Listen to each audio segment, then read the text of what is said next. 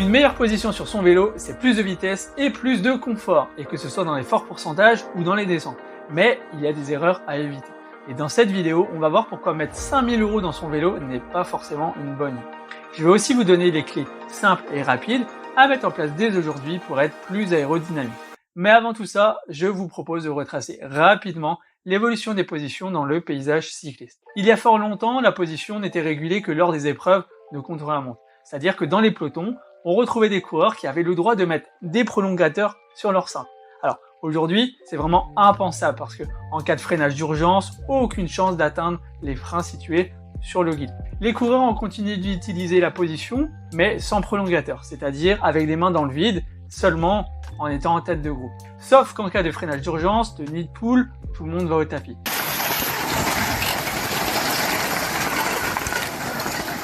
Et c'est pour ces raisons que l'UCI a statué. Est-ce que vous vous souvenez de la position Mohorič ? Eh bien, elle aussi a été interdite. Décision retentissante dans le milieu du vélo à l'époque. Ces positions ne sont peut-être pas un danger pour les coureurs pros, mais elles le sont pour les jeunes coureurs et les amateurs qui vont essayer de les imiter, a précisé Philippe Gilbert. Et Matteo Trentin ont représenté les coureurs lors des discussions avec l'UCI. Et celui qui descend à 70 km/h à l'avant du peloton avec les avant-bras sur le guidon prend le risque de faire tomber tout le reste du peloton avec lui. Et c'est pour ça que ces positions ont été interdites. C'est le Slovène Matej Mohorič qui a donné son nom à cette position assise sur le cadre pour pédaler en descente. Pour la petite histoire, Mohorič n'a pas eu besoin de ça pour se faire connaître. Il a gagné Milan-San Remo en 2022 en s'échappant dans une descente. Wow, it just took his eye off the ball. Stays up. That was horrifying. But Matej Mohorič is a terrifying descender. Alors, jusqu'ici, rien de fou, sauf qu'il avait une tige de selle télescopique.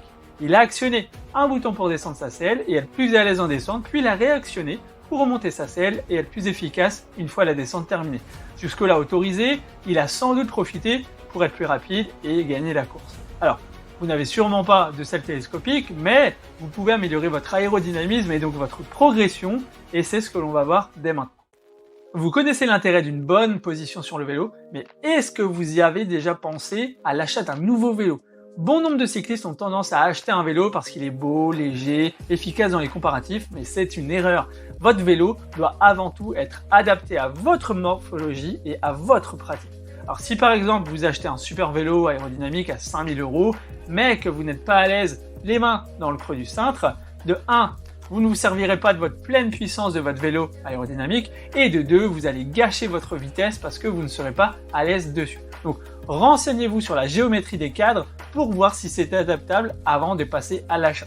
Ensuite, vous pourrez toujours affiner les réglages avec des hauteurs de selle, la hauteur de manivelle, les potences. Et lorsque vous pédalez à haute vitesse, l'air crée une résistance contre votre corps et votre vélo, ce qui peut vous ralentir considérablement votre vitesse. Et en adoptant une position plus aérodynamique, vous allez réduire cette résistance et améliorer donc votre efficacité sur le vélo. Je vais vous donner quelques clés pour être plus aérodynamique. 1. La posture du haut du corps. Gardez votre dos droit et légèrement incliné vers l'avant, les épaules abaissées et les coudes fléchis. Cela va réduire la surface frontale exposée à l'air et permet de s'écouler plus facilement autour de vous. La position de votre tête. Tenez votre tête dans une position neutre en regardant droit devant vous. Évitez de lever la tête car cela crée une résistance supplémentaire. 3. Vos mains et vos bras. Maintenez une position naturelle et détendue des mains sur le guidon avec les bras légèrement fléchis. Cela permet de réduire les turbulences et les vibrations causées par les irrégularités de la route. Et en 4, la position de vos jambes. Assurez-vous que vos genoux restent près du cadre du vélo pendant le pédalage. Cela réduit la traînée et améliore votre efficacité. Sachez aussi que quand vous dépassez les 40 km/h, ça peut arriver régulièrement, notamment dans les descentes, 90% des résistances sont d'ordre aérodynamique. Alors avec une meilleure position, vous gagnez de la vitesse sans avoir à appuyer plus fort. Mais est-ce vraiment supportable ce genre de position ? Outre les gains en termes de vitesse, une bonne position en vélo est également essentielle pour votre confort. Lorsque vous passez des longues heures sur la selle, des problèmes tels que les engourdissements, les douleurs au cou, les douleurs au dos, aux épaules peuvent survenir.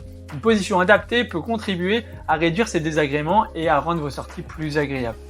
Voici quelques éléments clés pour maximiser votre confort. 1. Le réglage de la selle. La hauteur de selle doit être ajustée de manière à ce que vos jambes soient légèrement fléchies lorsque vous pédalez en position basse.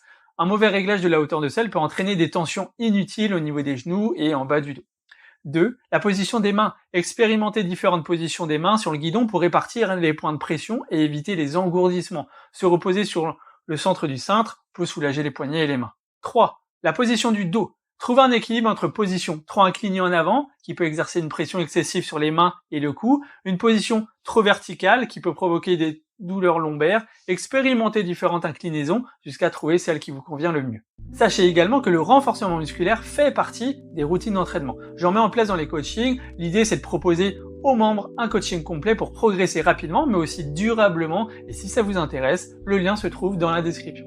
Ce renforcement permet de maintenir des positions aérodynamiques assez longtemps. Si vous avez mal au dos en fin de sortie, soit vos muscles manquent de renfort, soit votre position est à revoir. Car malheureusement, une mauvaise position sur le vélo peut entraîner des douleurs, voire même des blessures potentielles. Les problèmes les plus courants sur la position chez le cycliste, ce sont les douleurs aux genoux, aux hanches, en bas du dos et aux épaules. Et voici quelques conseils pour éviter les douleurs et les blessures. 1. L'ajustement des cales. Les cales des chaussures jouent un rôle important dans la biomécanique du pédalage. Assurez-vous qu'elles soient correctement ajustées pour éviter les tensions excessives sur les genoux.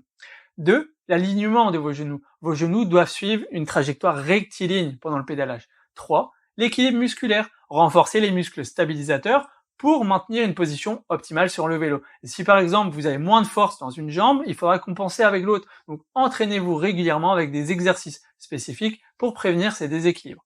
4. Le temps de récupération. N'oubliez pas de donner à votre corps le temps de récupérer après des sorties longues ou des sorties intenses. Le surentraînement peut entraîner des blessures dues à une fatigue excessive. Et comme vous l'avez vu, la position est extrêmement importante en vélo. Et en comprenant l'impact de l'aérodynamisme, du confort et de la prévention des douleurs et des blessures, vous serez en mesure d'optimiser votre pratique cycliste. N'oubliez pas que chacun est différent, qu'il faudra ajuster votre position en fonction de vos besoins spécifiques. Et dans nos guides d'entraînement, et notamment le guide Progresser en bosse, vous pourrez retrouver des astuces sur le positionnement. C'est dans le premier lien dans la description, c'est gratuit, profitez-en. Et je compte sur vous pour mettre en place mes conseils. Et je vous dis à bientôt pour une nouvelle vidéo.